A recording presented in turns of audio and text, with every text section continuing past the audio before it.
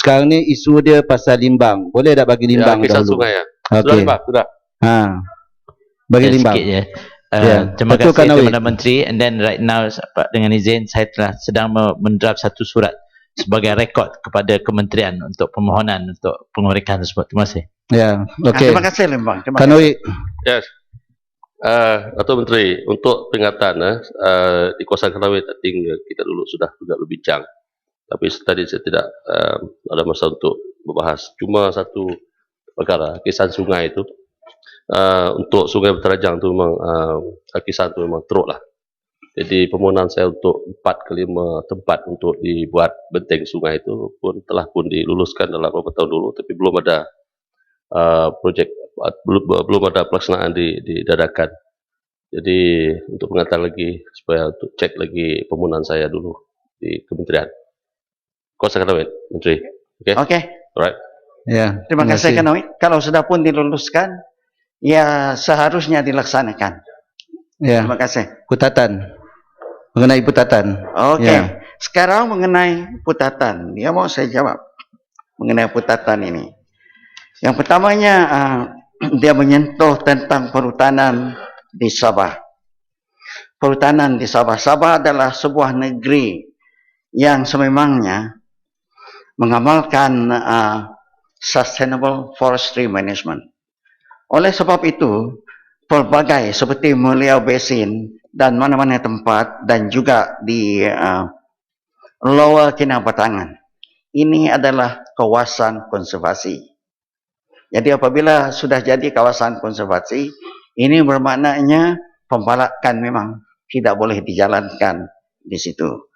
Ini tentang Sabah Forestry. Yang tentang Heart of Borneo itu, yang berhormat Putatan, Heart of Borneo itu merangkumkan 3 negara, yaitu Malaysia, Brunei, dan Indonesia. Malaysia 2 negeri, yaitu Sabah dan Sarawak. Dan Brunei, kita tahulah negara Brunei sendiri. Untuk Indonesia adalah Kalimantan. Di dalam projek Heart of Borneo ini, kita membuat pemeliharaan projek ini untuk pemeliharaan hutan-hutan yang bersempadanan dengan negara ini, yang 2 buah negara ini. Oleh itu, Heart of Borneo ini, kementerian juga beri peruntukan dengan Sabah supaya ianya meneruskan projek Heart of Borneo ini dan membuat pemeliharaan kawasan konservasi. Ini untuk HOB. Apa lagi Putatan? Jawapan belum cukup. Saya nak tahu dari pihak kementerian, walaupun kerajaan Malaysia memperuntukkan untuk program mengkonservasikan kawasan biodiversity kita, apa sumbangan daripada kerajaan Brunei dan Indonesia terhadap projek yang dikatakan Heart of Borneo ini? Minta sikit jawapan daripada pihak kementerian. Okey, yang berhormat. Untuk negara kita, peruntukan adalah untuk negara kita sendiri untuk menjalankan program pemeliharaan biodiversity. Untuk negara Brunei juga ada peruntukan tersendiri untuk pemeliharaan. Dan begitu juga untuk negara Indonesia. Negara Brunei persempadanan dengan Sarawak, kawasan hutan itu, semuanya sudah jadi totally protected areas. Dan di Sabah dan Sarawak, kita juga banyak totally protected areas yang tidak boleh dicerobohi. Untuk Kalimantan, Buntuang Karimun National Park, itulah kawasan yang bersempadanan dengan Sarawak dan dijaga oleh Indonesia, kerajaan Indonesia sendiri. Setiap tahun kita ada mesyuarat menteri untuk memastikan bahawa tugas-tugas seperti ini, tugas-tugas pemeliharaan dijaga. untuk terus dilaksanakan supaya kita ada hutan, kawasan hutan besar untuk conservation sebagai Heart of Borneo. Dan ianya ada satu tarikan. Tarikannya ialah untuk ekopelancongan. Ini yang penting kepada ketiga-tiga negara ini. Tetapi kita tahulah di mana pelancong akan pergi, di mana kawasan konservasi akan boleh menarik minat pelancong-pelancong daripada luar negara. Ini untuk Heart of Borneo yang berhormat. Yang berhormat juga menyentuh pemeliharaan Putatan. alam Tengah sekitar. menjawab soalan Putatan. Untuk Putatan, masih Putatan. Yang berhormat Putatan menyentuh pemeliharaan alam sekitar. Kementerian sememangnya sentiasa memastikan bahawa alam sekitar juga terjaga. Yang penting adalah kualiti alam sekitar untuk kita. Semua kita semestinya terjamin.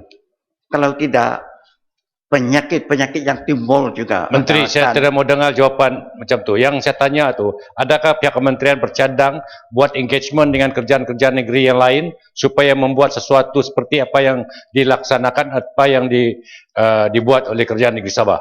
Bolehkah tak kalau Kolak Kerau buat juga, kawasan Kelantan buat juga, kawasan Selangor pun buat juga, itulah soalan saya tadi. Ya. Yang ini adalah yang semacam Heart of Borneo itu. Okey. Di semua negeri pun ada hutan simpan kekal, ada reserve hidupan liar, ada taman negara dan sebagainya.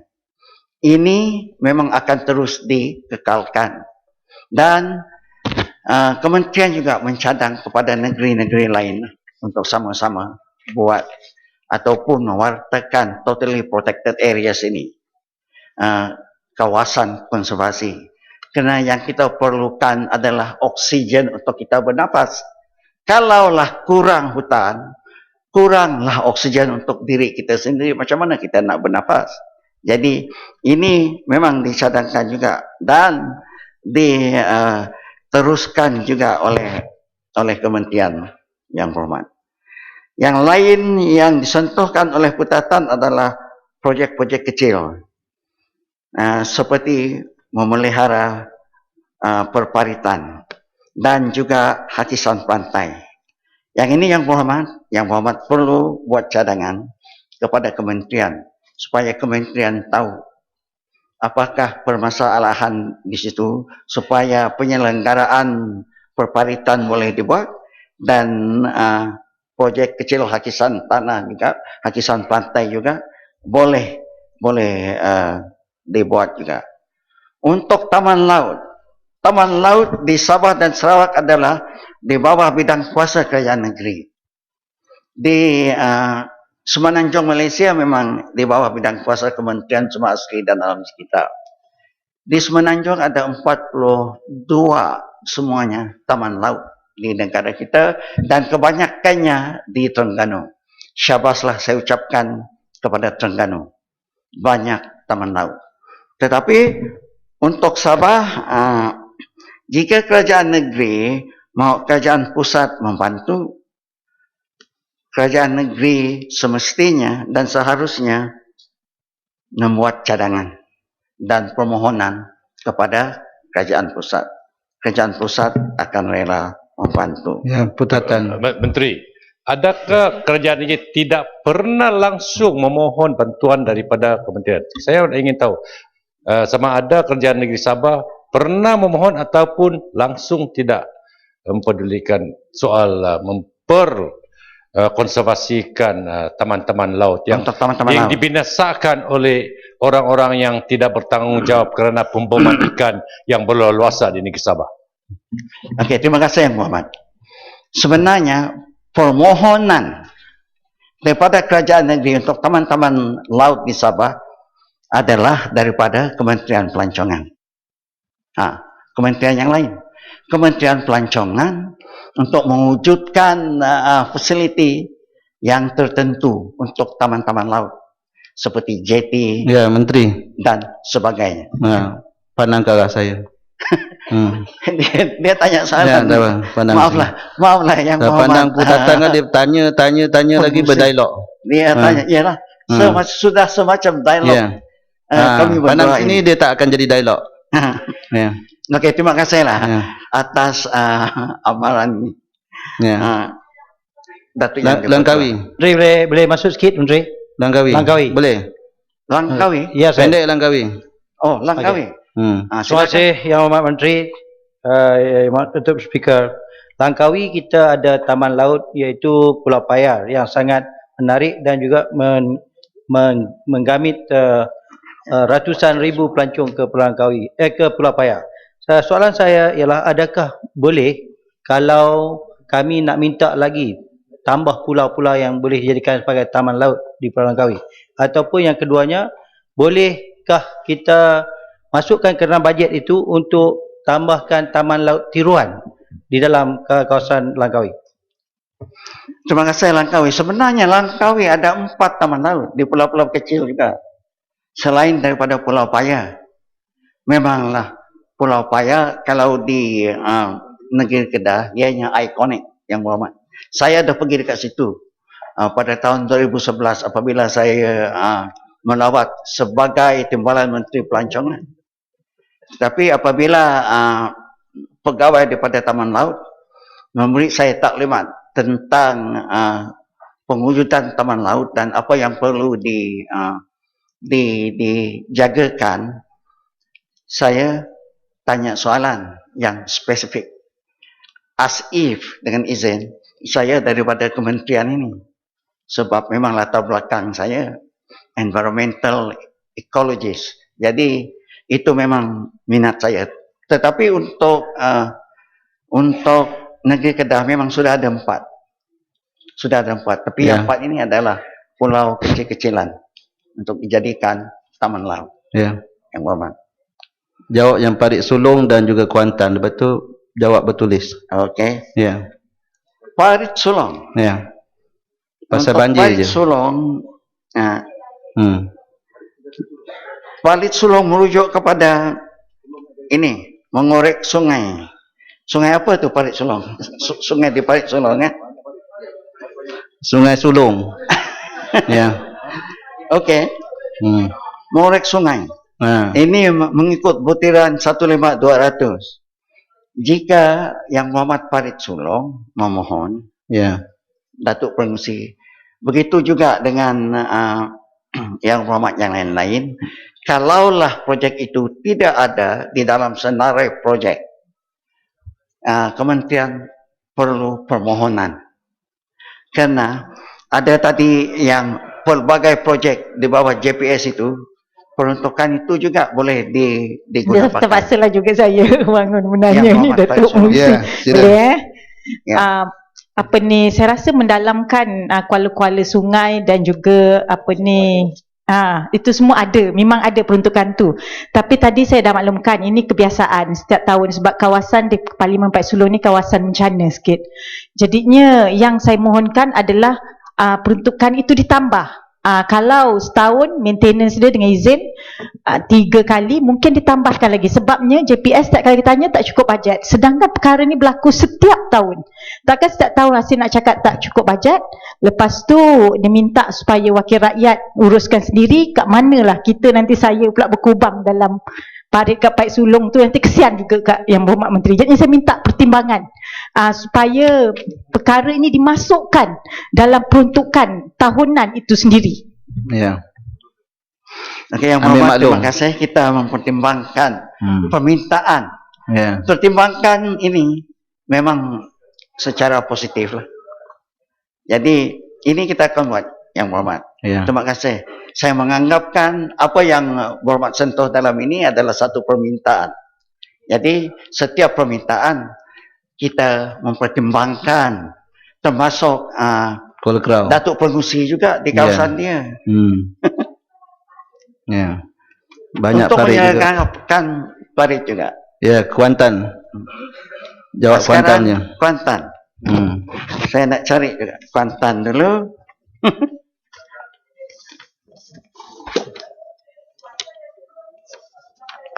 Apa yang Kuantan sebut? Sungai Siput. Kuantan. Okey, Yang Berhormat Kuantan. Saya memang menunggu-nunggukan ini, Yang Berhormat Kuantan, tentang Linus ini. Tapi dia tanya juga tentang RTV di Lemah Bertam ini, di Lemah Bertam. Kenapa sekarang baru diperuntukkan 40 juta ringgit untuk projek di Lemah Bertam ini? Yang sebenarnya ini adalah empangan di bawah bidang kuasa Kementerian Tenaga, Teknologi Hijau dan Air. Oleh kerana ini masalah ini sudah pun berlaku, maka peruntukan 40 juta ringgit ini adalah untuk river rehabilitation Sungai Bertam, untuk river rehabilitation, bukan untuk umpangan lagi. Untuk umpangan di bawah kementerian lain dan juga di bawah tenaga untuk Sungai Bertam ini. Ya, Kuantan bangun. Kuantan? Ya. Sungai Bertam lagi, Lemah Bertam ni.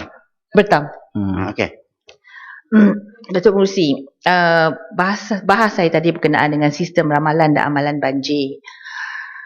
Kalau Timbalan Menteri pergi tengok dekat Sungai Bertam, dia ada laluan air yang lalu dekat tepi sekolah dan ada rumah-rumah di tepi itu. 40 juta ini untuk rehab ya lepas pada banjir tersebut. Tetapi soalan saya, kenapa sebelum ini tidak didalamkan sungai tersebut? Sedangkan sudah ada pun laporan daripada pakar-pakar yang mengatakan sekiranya air empangan dilepaskan, maka akan banjirlah di situ. Soalan saya tadi, kenapa tak buat sebelum ni? Kenapa tunggu banjir besar, mati orang baru nak bagi duit? Itu soalan saya. Terima kasih Yang Berhormat. Terima kasih atas makluman itu. Sebelum ini, siapa yang bertanggungjawab? Saya ke ataupun dia? Saya belum pergi sana lagi. Sekarang saya bertanggungjawab, Yang Berhormat. Saya kena pergi menilai kerosakan di situ dan apa yang perlu dibuat dengan jumlah 40 juta ringgit ini. Ini yang penting, Yang Berhormat. Kalau sebelum ini, saya tidak tahulah. Saya cuma tahu membawa pelancong kepada Kuantan saja. Itu yang saya tahu. Ya. Isu lain. Isu lain. Itu isu lain. Tetapi sekarang, ini tanggungjawab saya akan menilai apa yang perlu dibuat. Jadi, untuk amaran siren itu bukan tanggungjawab kementerian kami. Tanggungjawab ini. Tenaga nasional yang mempunyai empangan tersebut. Perkara yang lain yang disentuh oleh Yang Berhormat adalah penguatkuasaan di Linus. Linus ini memangnya dia ada 3 jenis bahan-bahan pencemar. 3 jenis. Jadi yang dilakukan oleh pihak Jabatan Alam Sekitar adalah untuk memastikan air itu, air yang terhasil, yang bercampur daripada bahan-bahan rare earth ini, dirawat. Air mesti dirawat dan tidak dikeluarkan di dalam sungai. Memang tidak dikeluarkan di dalam sungai.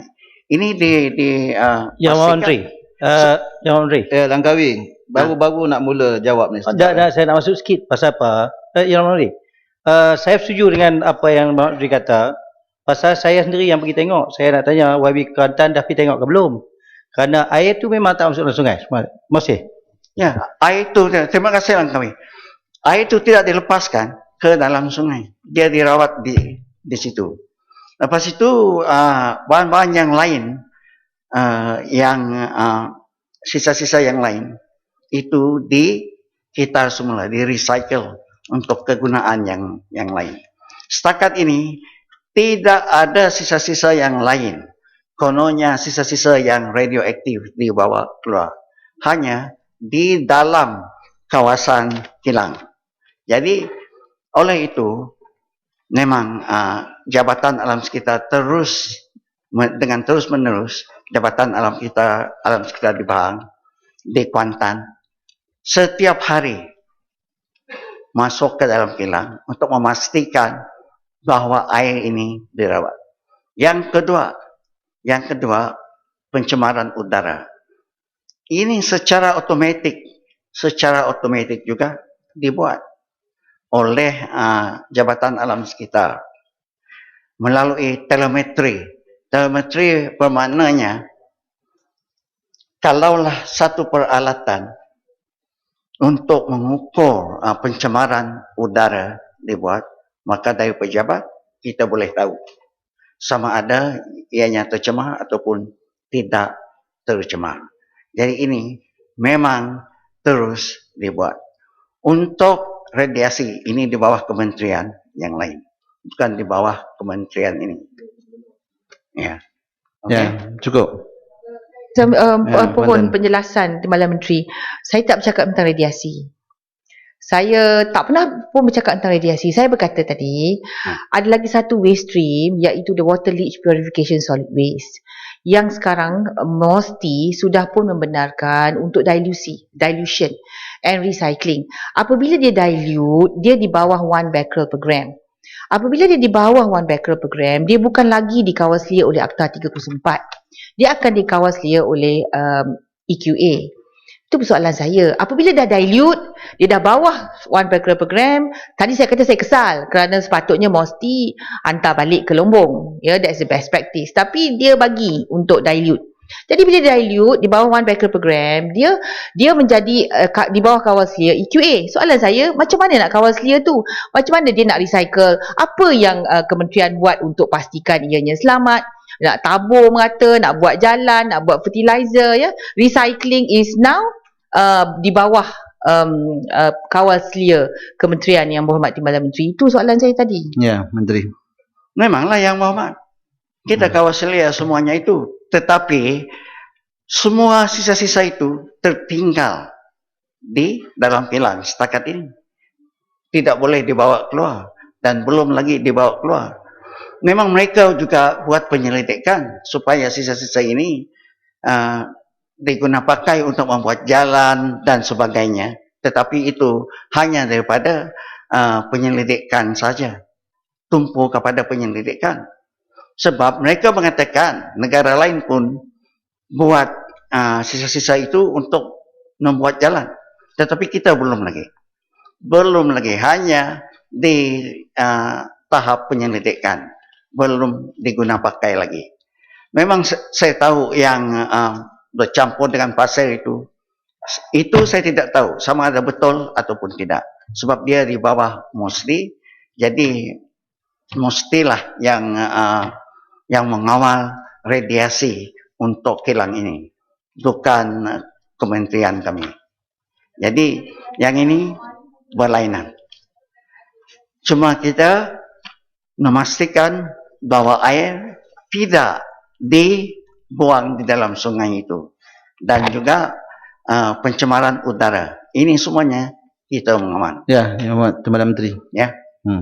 Okey. Jawab tulisnya lainnya. Yang detail AI itu tadi Yang Berhormat tanya. Jadi saya kata saya akan menelitikan laporan ini. Nanti ini saya boleh beri jawapan bertulis juga kepada Yang Berhormat. Ya, terima Bukan itu yang saya kata. Saya kata tadi berkenaan dengan EIA. Saya kata EIA itu cross section, itu bukan lokasi sebenar. Itu saya mencelah tadi berkenaan dengan EIA. Soalan saya berkenaan dengan detail EIA. Sedarkah Yang Berhormat Timbalan Menteri bahawa EQA memasukkan dalam senarai prescribed activity yang memerlukan detail EIA pada bulan Disember 2011?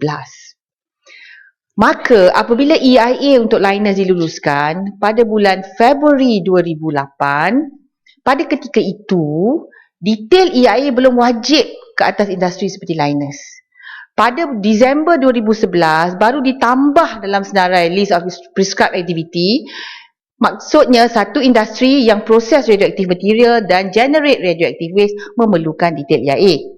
Tapi kementerian tidak mewajibkan ke atas liners kerana technical issue sebab tidak buat retrospectively. Dah lulus EIA dah lah. Soalan saya tadi, detail EIA memerlukan health impact assessment, memerlukan public consultation, memerlukan chemical analysis dan pelbagai di dalam detail EIA itu. Tapi oleh kerana kita tak buat detail EIA, sekarang undang-undang kata wajib detail EIA, tapi kita tak buat sebab masa lulus dulu tak perlu detail EIA. Saya tanya Timbalan Menteri, apa yang kementerian boleh buat untuk memastikan bahawa segala requirement dalam detail EIA itu kita lihat kepada keselamatannya? Itu soalan saya, Timbalan Menteri. Terima kasih Yang Muhammad kerana sebut perkara itu. Detail EIA sudah pun dirangkumkan di dalam perintah EIA sejak ianya diwujudkan dulu. Memang sudah ada diwujudkan. Jadi untuk kilang liners ini, kenapa detail EIA tidak dikenakan? Itulah tadi soalan Yang Muhammad yang menyentuhkan kepada EIA tadi. Saya kata saya akan menelitikan EIA liners ini terdahulu. Sama ada ianya detail ataupun tidak. Seharusnya detail EIA sememangnya sudah pun diwujudkan semenjak perintah EIA itu sudah ada. Kita sudah ada garis Timbalan Menteri jangan menilai Dewan. Please don't mislead Dewan. Detail EIA tidak wajib ke atas industri seperti liners sehinggalah Disember 2011. Cek balik EQA, cek balik dengan pegawai di belakang itu. Disember 2011 baru wajib ditambah dalam senarai list of prescribed activity that needed a detailed EIA dengan izin. Jangan mislead Dewan. Pada Januari 2008, it was just an EIA. Ada beza Timbalan Menteri EIA dengan detail EIA. Don't mislead Dewan. Saya EIA tahu. itu Saya pun juga jadi konsultan EIA daripada dulu dah lama. Saya tahu semuanya ini. Tapi EIA itu pun saya kata Yang Muhammad Kuantan, Timbalan Menteri, Yang Muhammad Kuantan. Ya. Timbalan Menteri. Apa yang diperlukan? Timbalan Seperti Menteri. di Sarawak, strategik EIA yang kita buat, semuanya termasuk social, health dan sebagainya. Ya, Timbalan Menteri. Semuanya kita buat. Sebab Jadi tu itulah saya kata tadi, saya akan menelitikannya laporan jawapan betul ya Yang Muhammad Menteri. Baru saya tahu apa yang terkandung. Kalau saya tidak meneliti, with due respect, mana saya boleh tahu Yang Muhammad? Jadi inilah perkaranya. Okey. Ya. Jawapan bertulis Yang lain. Ya, yang lain saya akan buat jawapan bertulis. Menteri boleh Jawapan bertulis. Boleh Jawapan bertulis. jerubu Sikit. Nanti jawapan bertulis. Ya, Menteri cukup Jawapan bertulis untuk semua. Selepas ini. Terima kasih Datuk Penulis. Ya. Masalahnya ialah bahawa wang sejumlah RM1,112,097,000 untuk kepala B23